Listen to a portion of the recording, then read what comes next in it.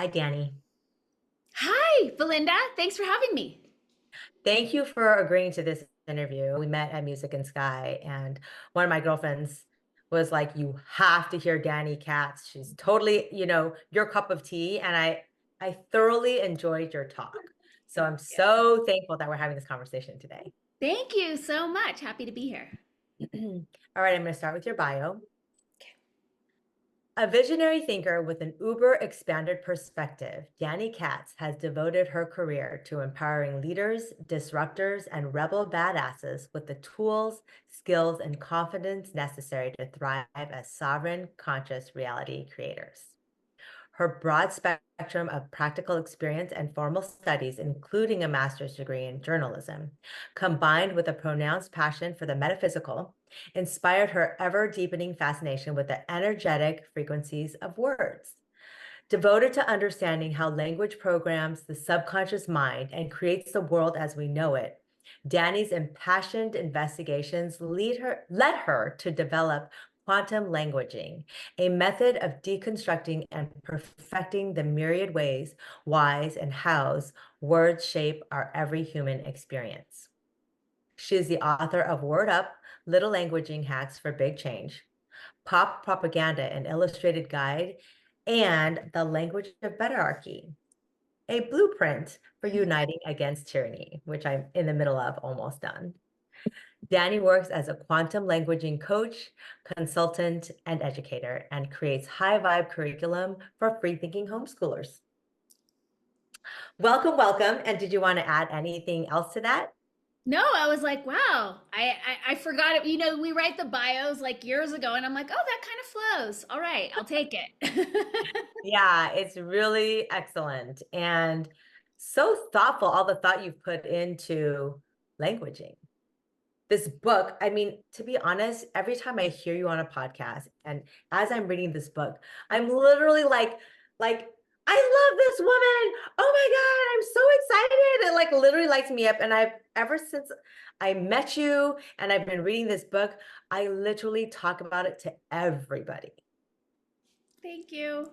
I Thank mean, because you. it just makes sense. Our words really matter. And because now I'm even more conscientious about languaging and hearing people, like I get like this feeling of like constriction sometimes when people use these words like, oh, I have to blah, blah, blah, or I'm, like I'm a terrible person or I'm a terrible blah, blah, blah. And I literally am just like, no, please don't talk about yourself that way and don't use those words.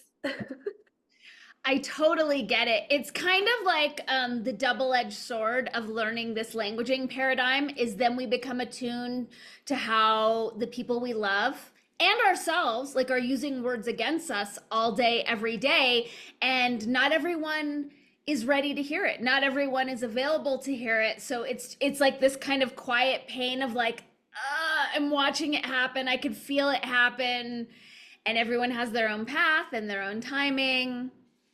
Yeah, it's true. Your whole mission is about how words and our language creates our reality. We are where we are because of language, and now we can transform and transmute with our language and being conscientious about our words. So, what do you say about the fact that most of us have not grown up knowing that we create our reality through our words? I think it's one of the fundamental precepts of this realm that is deliberately kept from us. My sense is that civilizations before, before we were co opted the way we were, absolutely knew this. It's right there in the Bible. In the beginning was the Word, and the Word was with God, and the Word was God. For someone who's as shadow banned as I am, having written Plandemic 2 and a couple podcasts and speaking out about, the nonsense, nothing gets me more censored or shadow banned than sharing these languaging precepts. It's what the social engineers don't want us to know because it is the key to the cages that we are ourselves keeping shut. They know it, which is why they use language very deliberately to control, manipulate, coerce, enslave. As soon as we clue into that, we are resourced to change this game so fast, so quickly. So I do think it's deliberate that this information has been kept from us. And while I'm here, I'm going to do everything I can to get the word out so that we can start utilizing these tools, not just to transform ourselves for the better, but to transform our world for the better. Yeah, absolutely. And I really love how you talk about the language of hierarchy, right? And it does feel constrictive. Doesn't it though? Like once we clue in, right? And I love how you're referencing constriction because it's visceral, right? It's somatic. Like we can feel it in our bodies when the languaging is off, right? When language is being used to put people down, to limit, to create conflict or fear. Like we can feel it because these frequencies are resonating through our bodies, you know? And so it doesn't take like a highly attuned, somatic expert to start to really feel how these words are affecting us. It just takes some attention. Yeah. And I really like in your book how you start off really just talking about how the way that hierarchy is, why does it literally makes one has to be above, and one has to be below. So even when we're talking about the whole feminism movement, like put women in power and men have to be demoralized, and that doesn't feel good. And we're not stopping to think like, wait a minute, that's actually more of the same. When one is overpowering another, that's hierarchical and that doesn't feel good. And eventually it's not going to work out well.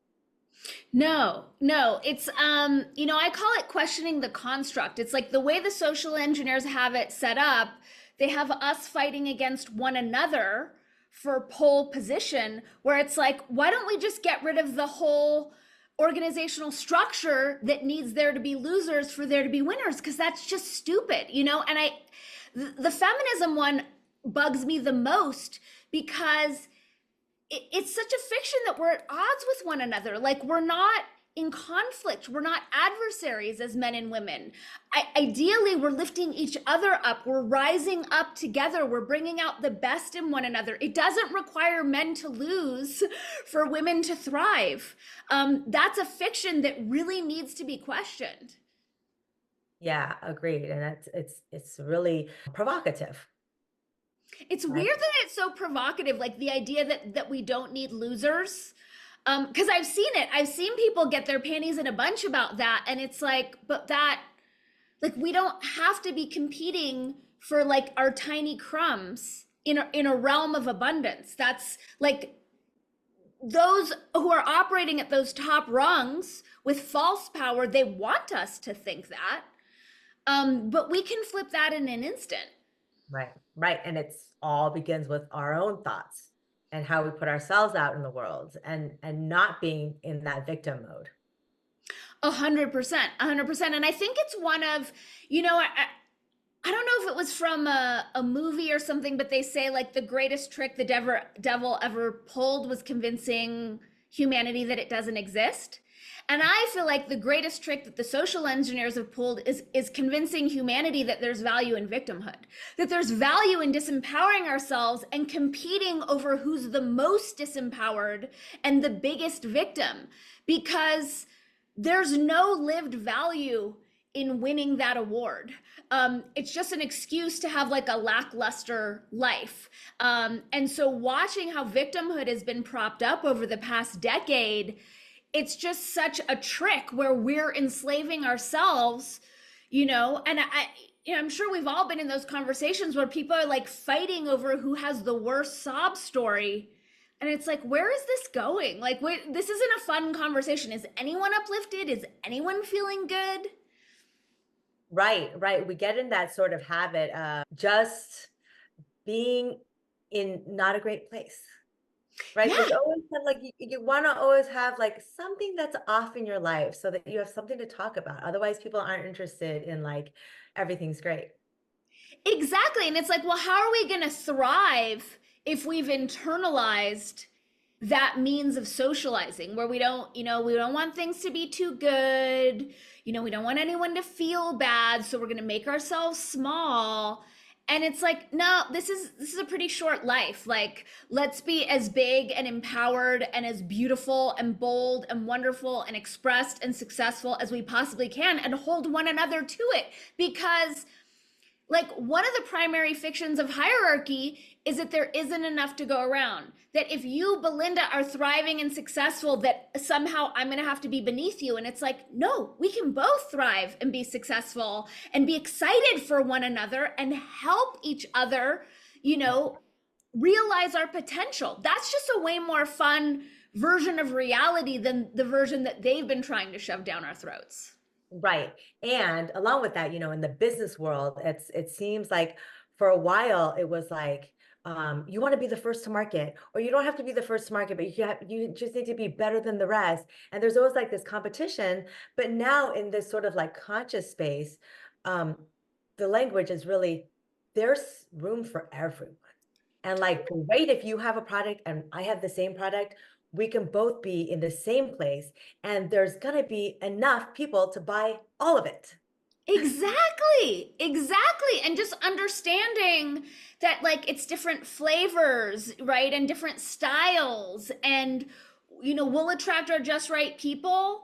And the people who aren't our just right people, let's help, send them to our friends and whatnot. When I used to write for the LA Weekly, people would offer me stories all the time.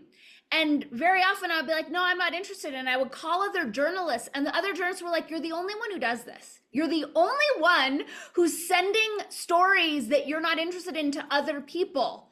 Right. And that was so odd to me. Like, why aren't we helping each other? Right. Like, why aren't we helping each other? Also, it's like, if you're not interested in writing this story, why not help the person out who's trying to get somebody to write the story? Exactly. Right? Oh, you know what? I'm not interested. Go figure it out. I don't have time. Right? Yeah, exactly. Yeah, I just don't think that's just not fun for me. And I want to, for me, it's not thriving if my friends aren't also thriving, Right. and there's plenty to go around.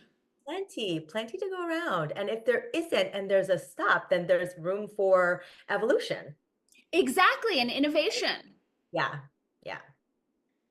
All right. So now I want to talk about labels and nouns. You talk about how nouns are actually really definitive, Yes. right?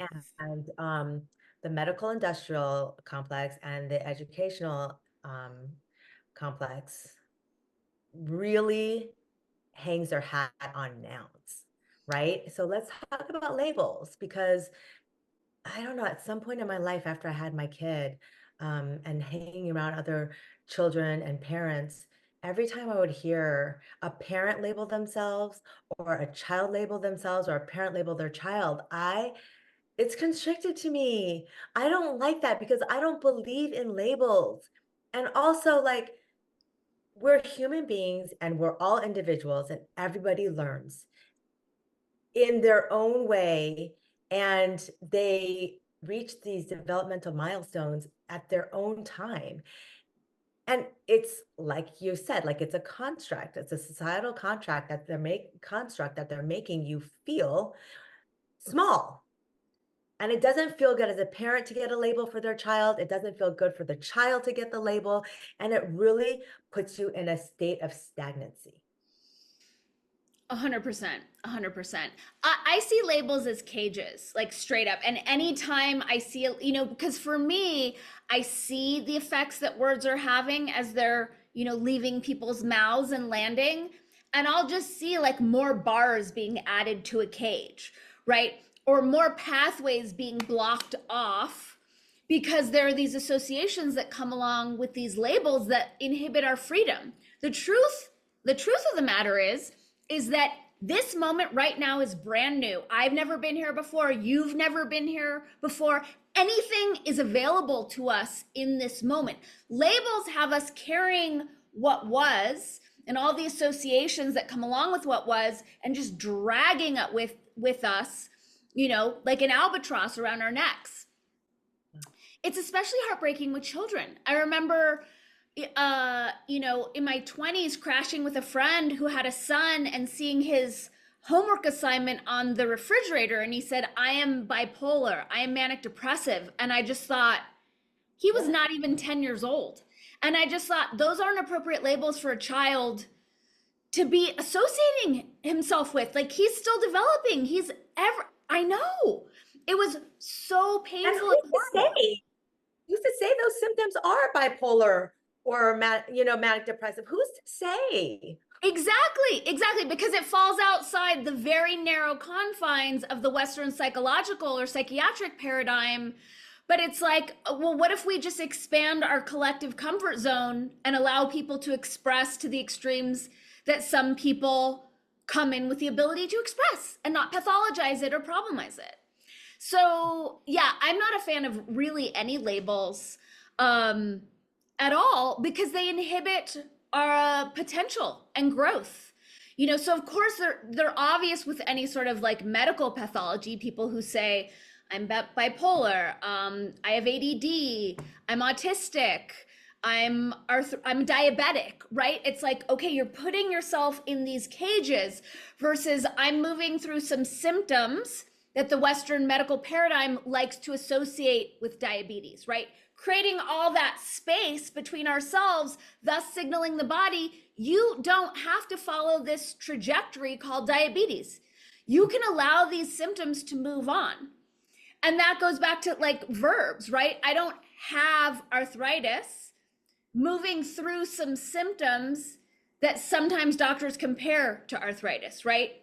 Moving them along. I think so. One of the traps of hierarchy is fixity, right? And the idea that the way things have been is the way things are supposed to be and the way things will be, right? Totally. And so we're now, signing up for that. We're signing up for the always be if we continue to use those words. exactly. And all we have to do, you know, I call it degerunding, is adding INGs to these things and just put everything in motion, which opens up new possibilities. If we did not have the delineations of Democrat and Republican, and people were simply making choices based on policies that aligned with their values without these identities, we would not be in the situation we have. We would not have this political polarization. We also wouldn't have ignorant voters, right? Because it's such a cop out.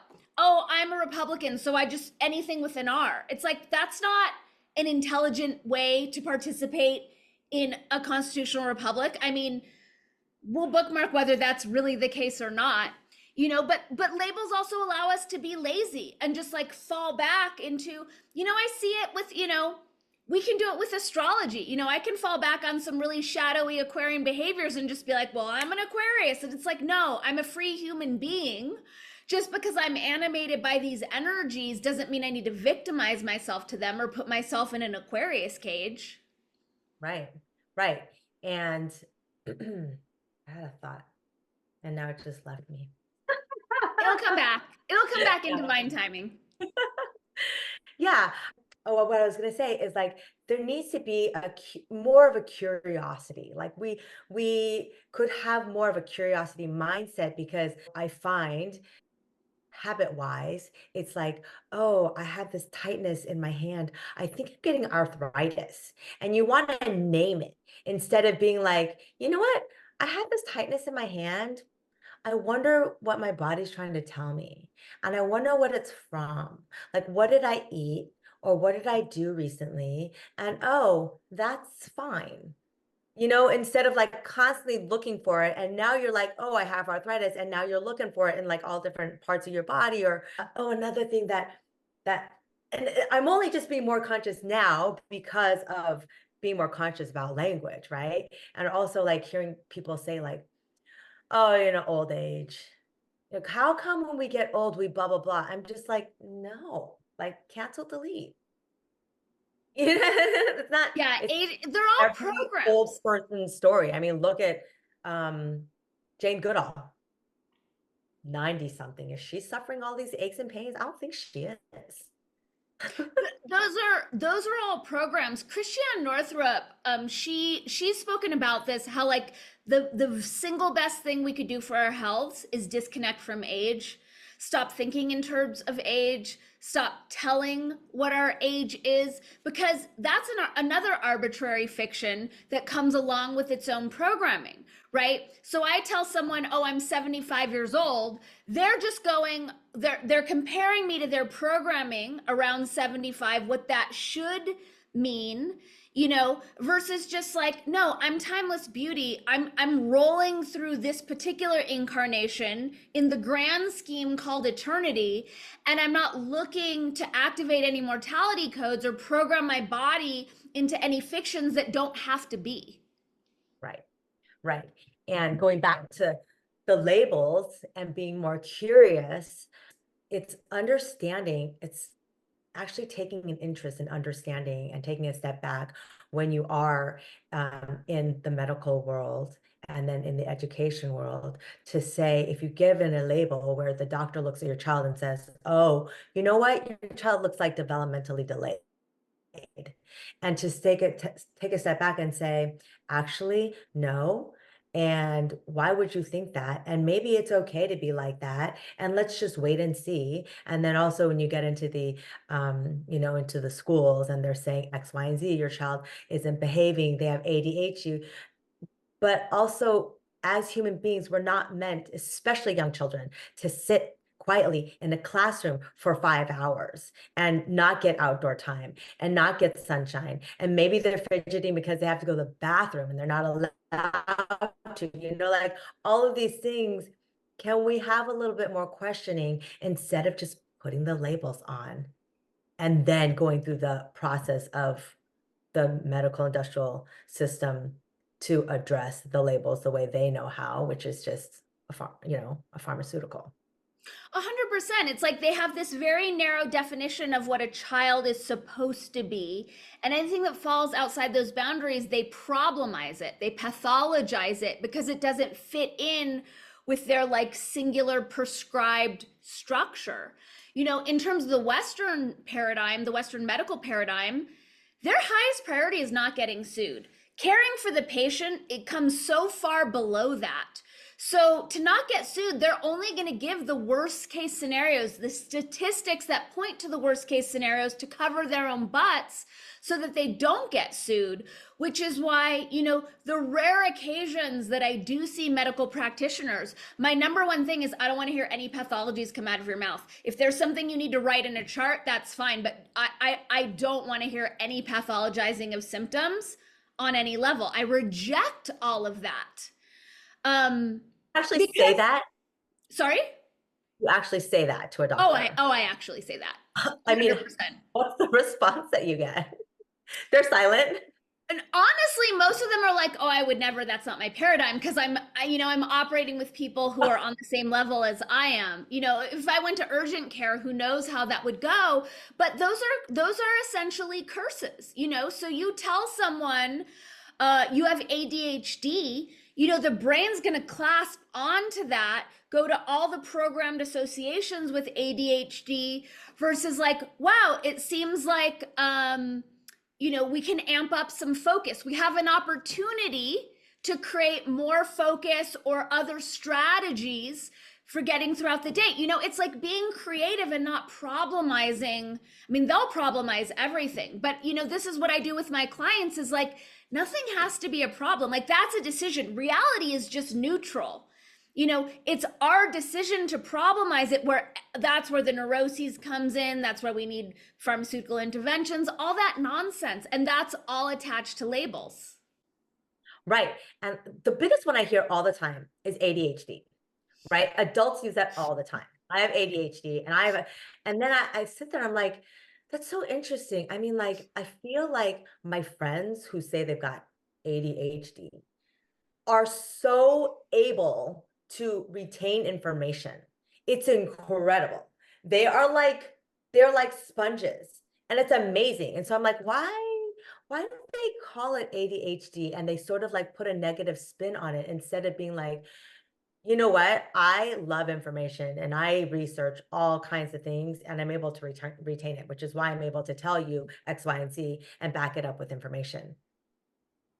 And also, just speaking about things in the temporary sense, you know, my podcast partner Emily and I were talking about I don't read as much as I used to. You know, something is definitely affecting my attention span, but I'm not going to pathologize that. I can call awareness to it, right?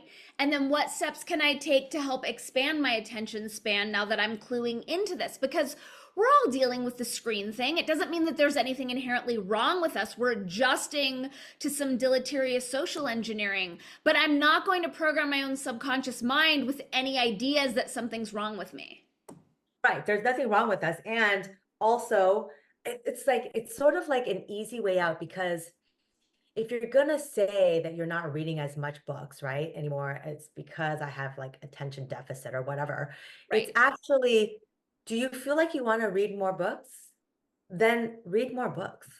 Exactly. Not like Exactly. a Like it doesn't have to problem. be more complicated than that. And again, it's just these excuses that we grasp onto, and it is frustrating to see it happening with children, you know, because I don't know about you, but when I was growing up, like we didn't have these pathologies. We weren't medicated. We were just expressing the way we express, and it just feels like it's doing children a disservice to be labeling them this way so young in their development. Well, and you know what we're finding is in at least in my opinion is that you're labeling these children and they don't know how to be in the world. And so right now what we're experiencing are adolescents and adults that don't know how to be in the world. Yeah. And And they think there's something wrong with them, which is the worst, where it's like, no, we're all unique. We're all going to do it our own way, and there's no wrong way to do you. right, right. And that is literally why I started Perfect Child, is because when I look at what's wrong with the world and I look at the practices that society implements, and it's literally like trying to band-aid situations by addressing adults. Yeah. Like, oh, racism, right? Then in the police department, we are going to educate these police people to recognize when they're being racist or racial profiling, blah, blah, blah. And I'm Right. just like, no, no, I mean, okay, maybe, but when they're adults, they've already created their concept of what they think X, Y, and Z, whatever it may be. Right. And why are we having to do this? Oh, it's because as children are not given agency. They are told what to do. They Right. are not allowed to make any decisions because adults know best. And actually, now that I know more about spirit and the soul and how we come into this earth, and every child comes into earth onto earth with their own soul purpose to transform humanity for the better, right? If we just met every child and allowed them to be who they are and have agency over themselves, we wouldn't have these problems that the world has. I love that you're saying this. Just before I hopped on with you, I was having a call with John Coleman, who has his own teaching institute. I always mess up the name. It's Apocatastasis, Apocatastasis. But his whole thing is teaching children agency. And, you know, in my pop propaganda media literacy course, authority is its own module. I see it with adults, but of course we see this with children, where it's like, I think one of the fundamental issues we're right now being called to transform, those of us with eyes to see, is the fallacy that authority is something external, that it means these external agents that have the right to tell us what to do. That's not what authority means at all. Authority is our God-given right to write our stories however we want, to make our way through the world however we choose. And I see that, you know, the current indoctrination camps are taking that away from children, and we can see why, right? Because then they grow up to be obedient slaves to the system, where I do think the number one thing that will subvert all of that is children to know their own agency, to know their own inner authority. From that place, they can't be bossed around. They're not going to acquiesce the way we're seeing, so many adults do. Right. And what's interesting is when you're talking about this guy, John Coleman, and how you said he's teaching children agency, right? Yep. We don't need to teach them agency. I hope he has a class for adults so that Right. parents understand, Right. like, how do we as adults give children agency if it wasn't modeled for us? We don't Right. know how to do it. Like, do the work, give them Totally. agency. It's a lifelong process. But at least if you have that intention to actually allow your children agency, they don't need to learn it. They already have it.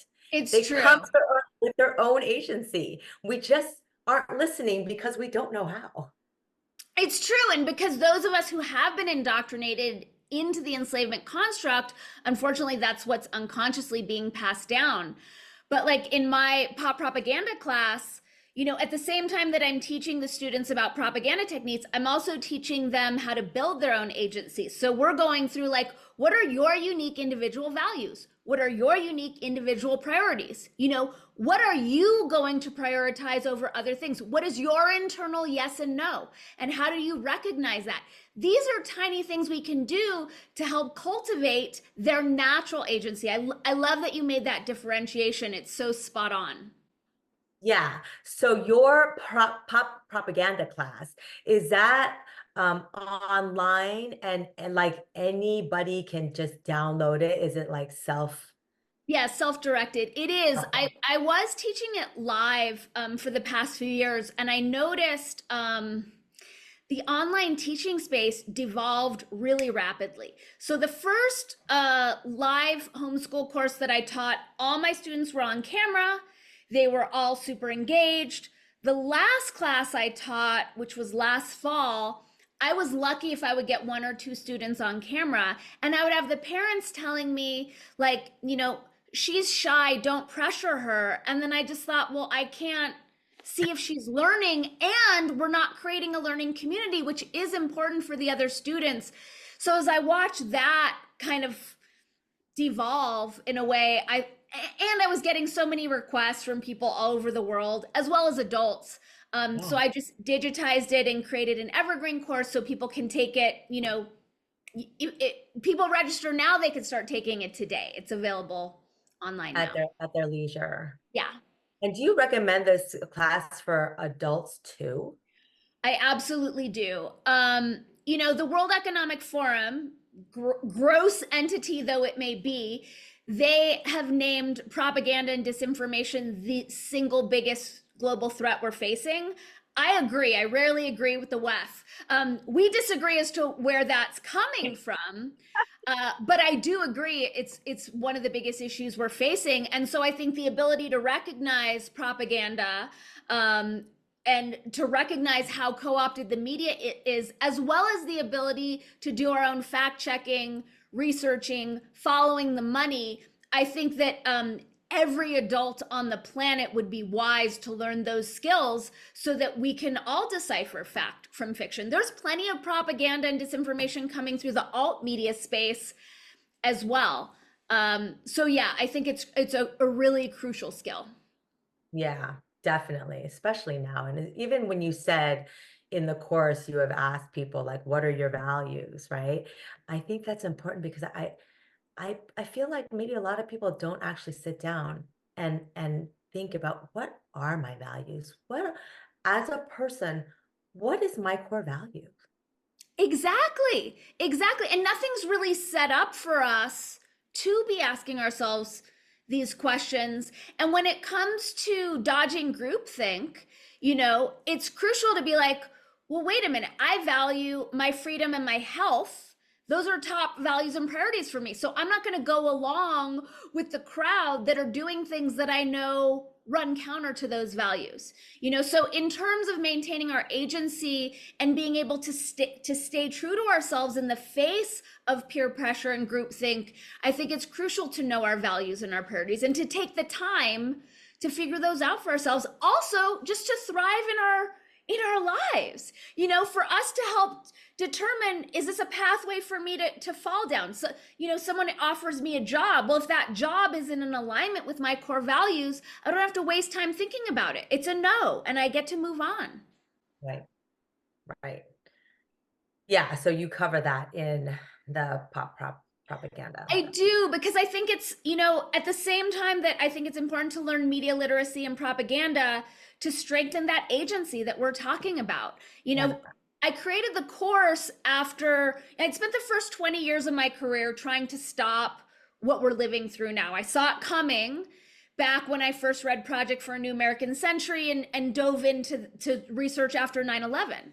And then as a journalist, since I knew what was coming, my career was devoted to stopping it. Obviously, I failed. That didn't work. What can I do to help prevent this from ever happening again? And it was, cluing the teens into propaganda and helping them cultivate enough self-esteem and agency and inner authority so that they won't bow down the way we've seen so many adults bow down to tyranny and ridiculousness. Right. Only purely because of ignorance. We don't know. We don't know what we don't know. And exactly. So, like, no fault, and that's where the agency from the kids is really important, and allowing them, because I think even if you just allow them agency over themselves from the get-go, they can be more discerning and they can be more authentic, right? Exactly. It's just the fact that they've not been able to exercise that muscle. Exactly. I always tell my students, I'm never going to tell you what to think. I'm just teaching you how to think. Whatever you land on, I'm going to respect. And I had a couple students, because, their parents are like the rebel sovereign freedom fighters, who their way of rebelling was to embrace Black Lives Matter, to embrace the trans LBT alphabet stuff. I never pushed against it. I just taught them how the propaganda was operating, and they let it go of their own accord. It was like, there was no resistance. There was no conflict. It was like, oh, that's a scam. And they just let it go and moved on. It was so simple. Yeah. Yeah. Oh, great. Do you know off the top of your head, what are the core topics that you cover in that course? Well, the core topics are, of course, language, right? And how language is being used to manipulate. I cover, inner authority is one of them. Fear, emotions, how generating emotions is a big part of it. Conflict, right? False dichotomies, trying to make things oppositional when they can just be different choices. Yeah. My favorite module is the last one, which is due diligencing, teaching the students how to do their own research, how to follow the money. Lack and limitation, how the social engineers need us to think we're either not enough or too much. So we're always chasing their dangling carrots to fix things, teaching them about, fame and, bread and circuses and these trusted leaders, how there's so much more influence. Those are some of the pieces. Perfect. That's perfect. They're so good. It's definitely worthwhile. Yes. For teens that are not even just homeschooling, regular schooling too. All of them, because it doesn't matter. The best parent in the world who's totally woken up to the nonsense, who's cultivating their child's agency, all of those things. No parent is going to be with their child 24/7.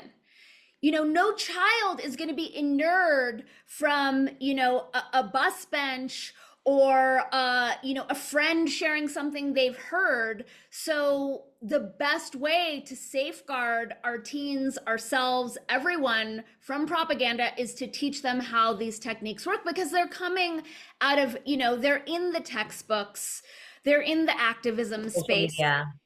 Exactly. They're everywhere. The songs. I mean, I had the students bring in their favorite songs every week, and we just go through the song lyrics and help them understand, these are mantras. These are being put into your subconscious mind on a repetitive loop, and notice how they're all about you're nothing without love, you're nothing without bling, you know, you got to buy the Benz and this and that. And they see it so quickly and so easily how it's really a 24/7 onslaught, which is fine when we know how the techniques work. Then you know, we're safe from them. Right. You're not like putting on like a coat. Exactly. All right. Let's talk about othering. I mean, isn't it hard to get away from othering? It's definitely a challenge. I mean, I've definitely seen the past 4 years as like an evolve or perish kind of thing where like I need to look at where I'm othering. You know, I need to look at where I've been intolerant and making value judgments on people who are making different choices or who have different belief structures. And the problem with othering is that like that's where separation consciousness comes from. And all violence comes from separation consciousness. When we're, you know, instead of including someone's differences within our human family, when we eject them from that space, now we can do harm because they're other, they're not one of us. So I think it's super dangerous. You know, we've seen it in terms of the name calling anti-vaxxers, climate change deniers, liberals, normies, you know, like it doesn't matter which side we're on. It's just as damaging to our human family. Right. Right. And it's such hard work. I will say it gets easier. It does get easier with practice. What I've noticed is like go to the biggest unifying umbrella we can find, right? And so like the easiest switch is going from us, them to we're all in us. Some of us are choosing to vote blue. Some of us are choosing to vote red. We still get to stay in that us category. Some of us are choosing to inject ourselves with experimental medical interventions, and some of us are not. We're still an us. And just that tiny switch, it helps me see where this is a one-room schoolhouse on planet Earth. And where I'm at in my development is not necessarily where anyone else needs to be. And it's also not a hierarchy. It's just we're making different choices and we're all allowed to make different choices. And we're learning what we came here to learn. You know, some people might be, I don't know your cosmology, but someone might be 3 lifetimes away from enlightenment. Someone might be 3,000 lifetimes away from enlightenment. Who am I to say that they're doing it wrong? I don't know, you know? And so it's just honoring everyone's unique individual choices, but to keep us in an us. And I found that to be really, really helpful for me in my own journey around it. Yeah, it's true. It's really hard just in the day to day, but yeah, to keep that mindfulness. I mean, I have to like say that you know, I have a community here, and sometimes they get really kind of like in the weeds with like chemtrails or something like that, or like, you know, the raw milk, you know, authorities are coming down on farmers, and it's so easy to just be like, oh my God, it's so annoying, those like authorities, blah, blah, blah. But also it seems weird to be that person that's like, well, you know, they're just not conscious. You know, like we can't really other these people that are trying to shut down farms. They just don't know any better. And the more that we other them, we're not serving the greater collective good. We're really not. And trust me, I understand the inclination, but they're where they need to be in their developmental process because that's how it's going, you know? And I just defer to the fact that like source knows better. I interviewed Dave Rodriguez a couple weeks ago. He was at Music in Sky. Do you know who he is? He's brilliant. He's doing a lot of stuff in the homeschool space, a lot of stuff around sovereignty. Yes, I do know him. Yes. He's out in Northern California. Yes, exactly. And he was talking about negotiating with cops during the lockdown and how that's such an important skill for us to have, and that otherizing cops is not going to get us anywhere, but recognizing their humanity, recognizing that they, like us, none of us are part of those ruling classes, and I don't really believe in any us thems, but if I were to buy into any, it would be every human being on the planet and the oligarchs, Right. and just like, we don't know what we don't know, Right. so those who are enforcing false rules, they think they're doing the right thing. Right. And Right. we're not, I think as this continues, and who knows how it's going to go down, I heard this expression: in times of war, friendliness is your best weapon. So we don't want to be creating more conflict in an already conflict riddled situation. So if we can honor and respect where people are at, I've noticed in the, I've been in the conspiracy space for over 20 years. There is a prominent dislike of Jews in the conspiracy space, and I have a very Jewish name. So I've had a lot of, I don't even want to say anti-Semitism, because I think that word is really misused, especially these days. But I have had a lot of that kind of hate thrust at me. And when it is, instead of like pushing back or demonizing, I just ask, I'm so curious about your point of view. Like, I'd love to know why you think that my bloodline, that I should die. And like, please help me understand. And what I've noticed in doing this is it really helps me understand people's perspective. I might not agree with it, but it's like, okay, there is a logic to it, and I don't have to agree. But I'm also a free speech absolutist, so I will fight to the death for someone's right to call me a kike before telling them to not. Right.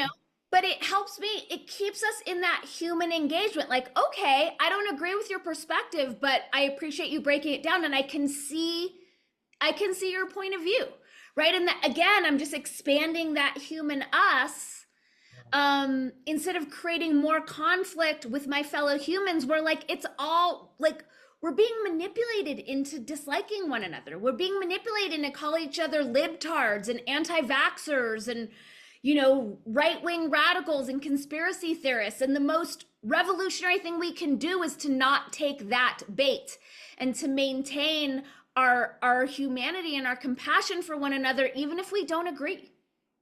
Yeah. And it goes back to curiosity. Having a curiosity just to learn more about the person in front of you. Exactly. And because that approval goes such a long way. And it's not approving like I approve of your ideas, but I approve of your process and your right to do your life however you want to do it. And it's really exercising more love and friendliness, right? And at the end of the day, every human wants to be seen and valued and know that they matter. And so when we engage in that way, it literally tells that other person that you matter.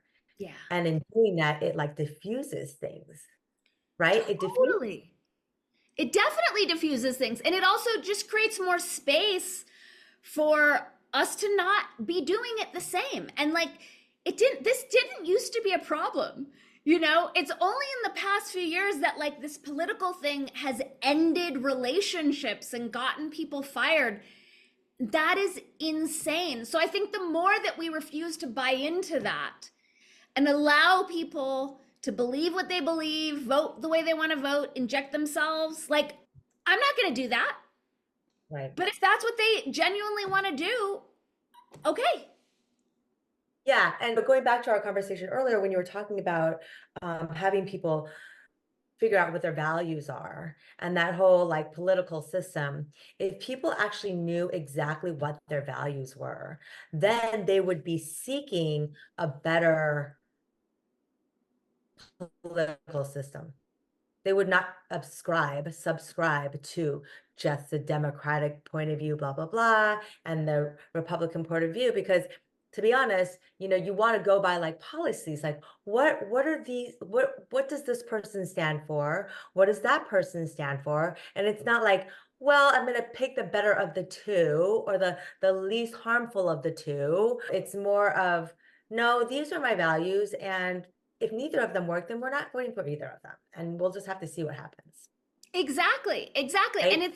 And it demands more self-responsibility, right? And I think that's one of the things where people fall into labels is it allows them to drop the ball on self-responsibility because they're just going along with the prescribed program versus like, no, let me look at, where they stand on this policy, this policy, this policy. Like when it comes to Trump, I mean, there's some policies that I think were great. There were some things that I didn't agree with. It has nothing to do with him. I don't know him. I've never met him.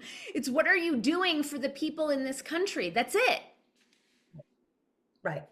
And, we were having this conversation, when Trump got into office, where I think it was my husband or somebody was just like, yeah, he's allowing all of these things, like more hate is happening because he's in office, because he condones it. That's just his energy that he puts out. And I was just like, no, actually, the hate's already there.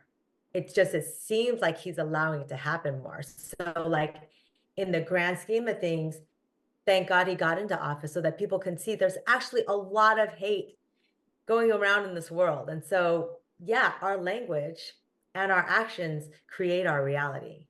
So Exactly. and I think like just focusing on our language is taking back that self-agency and recognizing that we we have the power to change just with our words and our thoughts. And A once we do hundred that, percent.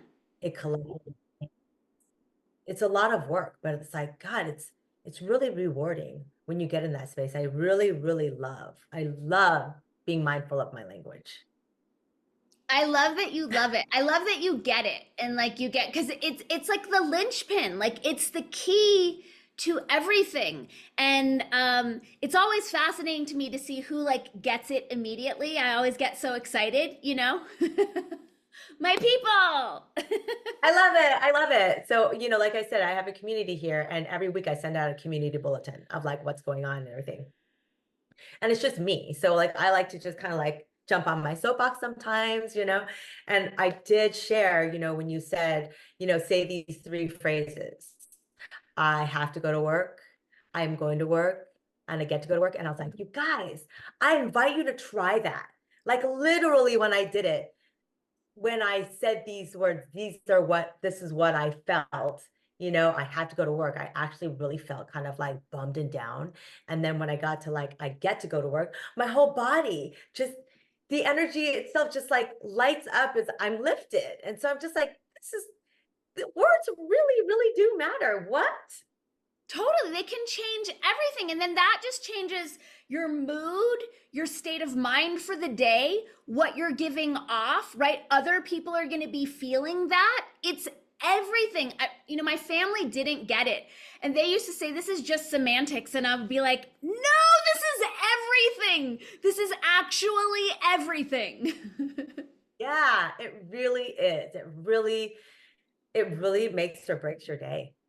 It does. And it's also realizing how much power we have over our days. It's like I could hit roadblock, roadblock, roadblock, but it's my choice if I'm going to internalize that, if I'm going to make meaning of that makes it seem like I'm wrong or bad or things are screwed up, or if I'm going to brush them off, deal with them, come up with solutions, and maintain a positive state of mind. Like all of those things are 100% our choice. What life decides to give us, that's up to life. But also, the more that we're in these states, this is a realm of frequency. Like frequencies attract like frequencies.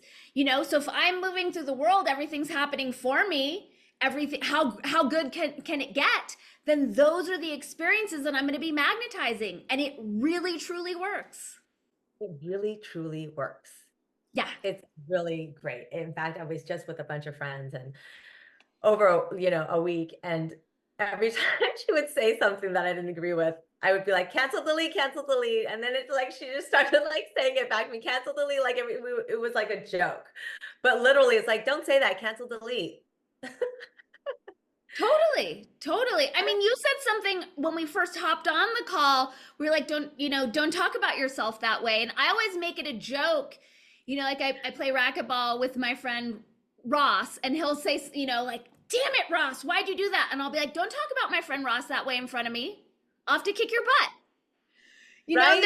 There are playful ways to call people in. No one likes the language police, and that does not work. But if we could be creative and have fun with it, then Yes. people can open themselves up to it. I love it. I love that shift. Thank you. Well, I think we covered a lot in this conversation. Thank you so much for having me. This is great. Oh, thank you. Did you have anything else you wanted to add? Just that I love dropping in with you. I love that I got to meet you at Music and Sky, and thank you so much for having me on your show. Thank you. Thank you so much. I'm sure I'll be talking to you soon. I look forward to it. Bye.